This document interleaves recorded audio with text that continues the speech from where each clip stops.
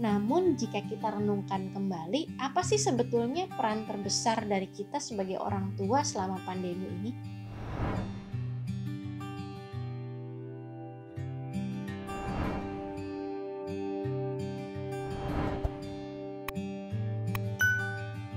Saat kondisi pandemi ini ya, tidak banyak orang tua yang menuntut anaknya untuk punya skill lain sebetulnya. Ya kalau kita lihat sebetulnya tuntutan utamanya lebih banyak jadi di akademik. Karena apa? Karena orang tua diminta untuk berperan besar di sana. Orang tua diminta yang bantuin anak yang ngerjain PR, ngumpulin tugas. Sedangkan dulu kalau di sekolah kan gurunya yang terus mengingatkan. Jadi memang orang tua paling banyak menekan anak di area akademik. Jarang sekali saya lihat orang tua yang di kondisi pandemi ini kemudian jadi mengajarkan anak kemandirian dan lain sebagainya, itu malah hampir tidak ada begitu yang saya temui. Kebanyakan ya tugas-tugas sekolah. Bagaimana jika anak ternyata stres dengan kondisi PJJ? Apakah orang tua lantas menjadi longgar? Apakah orang tua lantas memaklumi saja kondisi anak? Kalau orang tua memaklumi saja, orang tua menjadi longgar, apakah nanti malah anak takutnya malah jadi menurun motivasi dan tanggung jawab belajarnya? Itu kan menjadi kekhawatiran orang tua.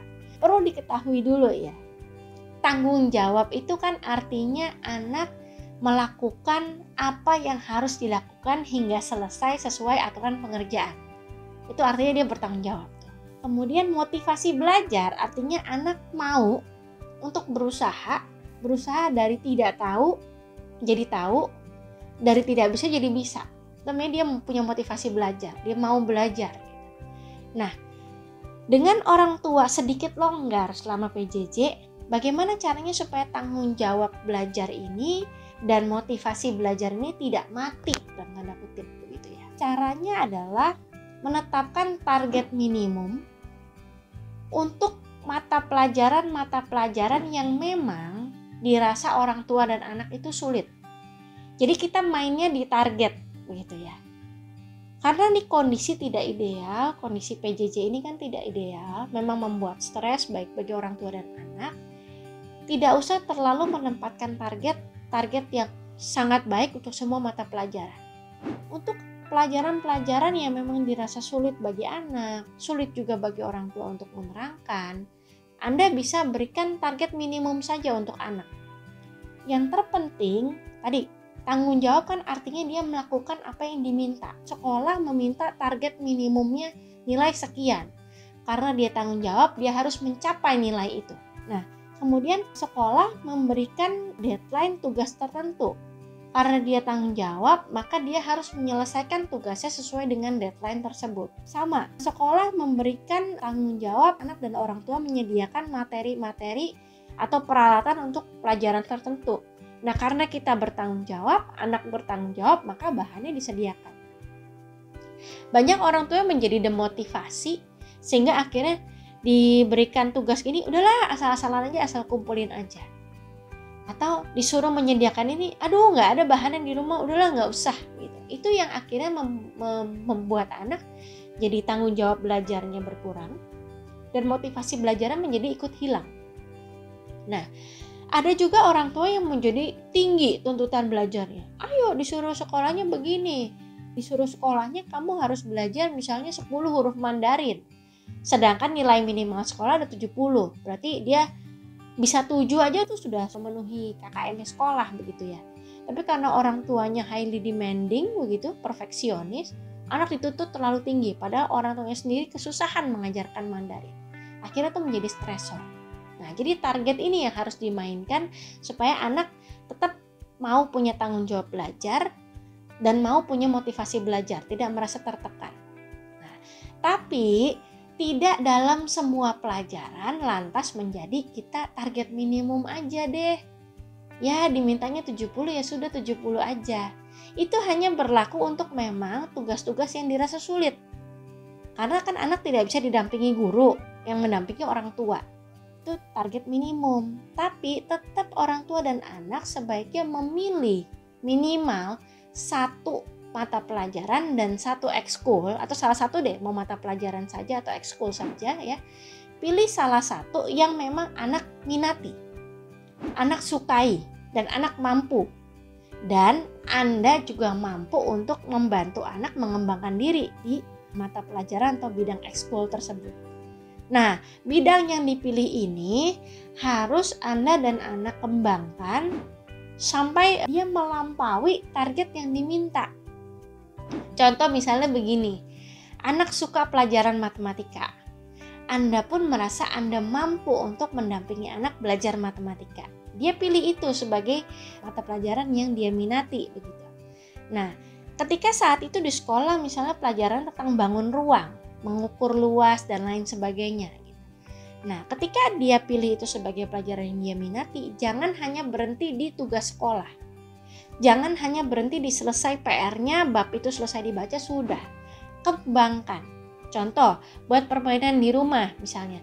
Dek, ini ada kulkas dek, kita ukur yuk. Panjangnya berapa, lebarnya berapa, tingginya berapa, kita hitung luasnya. Kemudian dengan begitu berarti anak akan mengembangkan namanya motivasi belajar terus lagi. Karena dia mau mengembangkan diri di bidang yang dia sukai. Jadi supaya anak tetap punya tanggung jawab belajar dan motivasi belajar, kuncinya adalah jangan over di hal-hal yang memang tidak mampu dilakukan, tapi Anda harus ekstra di hal-hal yang memang anak sukai dan anak maui untuk dikembangkan. Plus Anda harus tetap mengikuti kebijakan sekolah, target minimal harus Anda penuhi supaya anak tetap punya yang namanya tanggung jawab. Karena tanggung jawab tadi artinya adalah dia melakukan yang harus dilakukan sesuai dengan aturan pengerjaan dari sekolah. Ada salah satu kendala lagi yang paling banyak dikeluhkan oleh orang tua kepada saya, yaitu adalah anaknya malas kalau disuruh belajar atau kalau disuruh ngerjain PR, ada aja alasannya gitu ya. Cara efektif untuk melatih anak disiplin belajar, jadi ketika tadi disuruh ngerjain PR anak bisa mau disiplin, itu adalah dengan membuat kesepakatan jadwal yang disepakati bersama oleh orang tua dan anak lewat proses diskusi. Jadi ini yang seringkali salah dilakukan oleh orang tua. Jadi pembuatan jadwal itu bukan orang tua susun, dibikin yang bagus, ditempel, lalu anak diminta melakukannya. Ya, tidak seperti itu. Kalau Anda lakukan seperti itu, kemungkinan besar anak jadi akan menolak. Cara menolaknya macam-macam. Ada yang terang-terangan bilang, "Gak mau, aku gak suka jadwalnya." Ada yang malah jadi menunda-nunda. Karena dia gak suka jadwalnya, tapi dia gak berani bilang, akhirnya dia males-malesan. Jadwalnya belajar, akhirnya dia tunda-tunda. Nah, jadi kuncinya adalah Anda buat kesepakatan jadwal yang disepakati bersama lewat proses diskusi. Nah, kesepakatannya gak usah terlalu strict sampai jam-jamnya begitu, tidak. Perakiraan jam perlu. Dan yang paling penting adalah aktivitasnya runut. Jadi jadwal itu dibuat aktivitasnya runutannya jelas.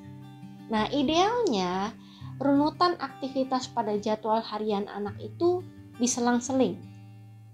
Jadi kewajiban kemudian disusul dengan kegiatan yang menjadi haknya anak. Kewajiban, hak, demikian seterusnya. Polanya seperti itu. Contoh seperti ini. Pagi ya, kewajibannya sekolah. Kemudian disusul dengan ada kegiatan yang berupa haknya anak. Nah, pulang sekolah dia boleh main dulu atau me time 30 menit. Setelah itu ada kewajiban makan siang. Setelahnya anak boleh main. Setelahnya lagi ada jadwal mengerjakan PR. Setelahnya lagi dia bisa bermain outdoor. Kemudiannya lagi dia harus belajar untuk ulangan. Lalu dia boleh lihat film yang dia sukai. Nah, kemudian habis itu makan malam. Setelah itu dia boleh baca buku cerita favorit. Baru kemudian ada rutinitas malam hari menjelang tidur. Nah, ketika aktivitasnya Anda selang-seling, yakni kewajiban kemudian hak, kewajiban kemudian hak. Ketika Anda menyuruh anak Anda untuk melakukan sesuatu, misalnya gini, yuk kita kerjain PR yuk, supaya habis itu kita bisa main sepeda di luar. Nah, itu akan memotivasi anak tanpa Anda perlu iming-imingi. Kalau PR kamu selesai, nanti mama belikan mainan. Kalau PR kamu selesai, nanti kamu dapat bintang. Kan tidak perlu. Tapi anak jadi bersemangat, oh iya, ini harus aku selesai nih. Kalau enggak nanti jam main sepedaku berkurang. Gitu. Nah, itu akan membantu Anda untuk melatih anak lebih disiplin dengan jadwal belajarnya. Nah, itu juga akan mengurangi perilaku anak males-malesan kalau disuruh kerjain PR, karena dia tahu semakin cepat dia selesai kerjakan, semakin cepat dia akan mendapatkan sesuatu yang dia sukai. Seperti tadi, misalnya contoh dari saya tadi, ayo kita belajar yuk untuk besok ulangan. Selesai belajar nanti kita nonton film kesukaan kamu, misalnya Peppa Pig 15 menit, seperti itu. Nah, ada keluhan lainnya yang datang dalam masa PJJ ini kepada saya adalah orang tua mengeluhkan bahwa anaknya sulit fokus saat online learning. Jadi ketika Zoom ya atau ketika Google Meet berlangsung, anaknya melihat yang lain, mengerjakan yang lain, dan lain sebagainya. Nah, bagaimana cara mengatasinya? Kuncinya lagi-lagi ada pada kesepakatan aturan. Baik itu aturan antara Anda dengan anak, aturan di rumah saat belajar, maupun aturan yang diberikan oleh sekolah. Sekolah pasti ada aturannya, seperti misalnya dilarang makan selama Zoom meeting, kemudian dilarang membawa mainan, ya video harus selalu dinyalakan, ya, seperti itu. Dilarang membuka aplikasi yang lain, itu kan aturannya sudah dari sekolah, plus Anda buat bersama dengan anak disepakati misalnya, selama online school, misalnya tidak boleh membawa mainan ke meja belajar, atau tidak boleh duduk goyang-goyang di kursinya, seperti itu misalnya. Nah, jika diperlukan, jika memang anak sulit sekali untuk mengingat aturannya, Anda bisa membantu dengan membuatkan infografik atau poster gambar-gambar tentang aturan tersebut. Jadi poster ini atau infografik ini Anda buat bersama dengan anak. Kuncinya tadi, pokoknya selalu dibuat berbarengan dengan anak. Karena kalau Anda buatnya barengan, berarti Anda dengan anak sepakat. Kalau Anda yang buat, berarti Anda cuma nyuruh-nyuruh anak aja. Nah, kalau anak juga ikut membuat, maka sense of responsibility-nya, rasa tanggung jawabnya itu akan lebih ada dibanding Anda yang buatkan. Nah, poster ini bisa Anda pajang di tempat yang dekat dengan tempat anak bersekolah online, yang terlihat oleh dia ketika dia sedang sekolah online. Untuk anak-anak yang lebih kecil, Anda bisa caranya dengan menggambar, kemudian diwarnai lalu ditempel. Untuk anak-anak yang lebih besar, mungkin yang udah remaja, Anda bisa gunakan aplikasi di ponsel begitu ya. Anda dengan anak mengedit-edit dengan Photoshop, Corel misalnya, dengan aplikasi. Nah, anak remaja bisa lebih suka, kemudian di-print lalu ditempel untuk mengingatkan. Nah, kemudian yang lebih penting lagi adalah Anda harus pastikan bahwa Anda mensupport anak supaya anak bisa lebih fokus selama sekolah online.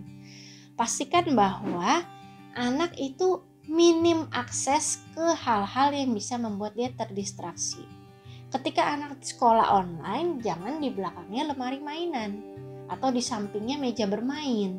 Ketika anak sedang sekolah online, jangan di pojok sana ada televisi.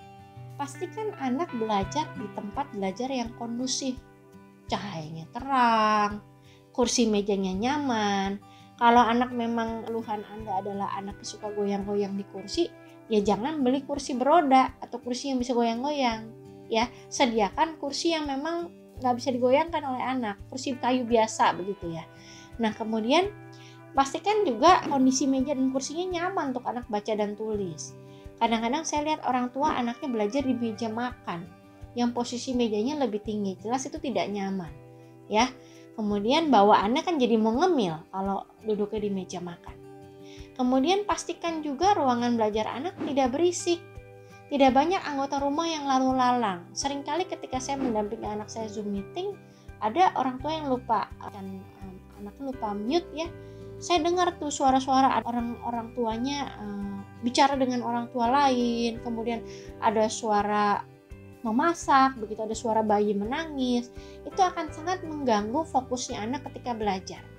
Nah, jika tadi aturan sudah ditempel, kemudian anak tidak sengaja melanggar, Anda cukup membantu dia dengan mengingatkan saja.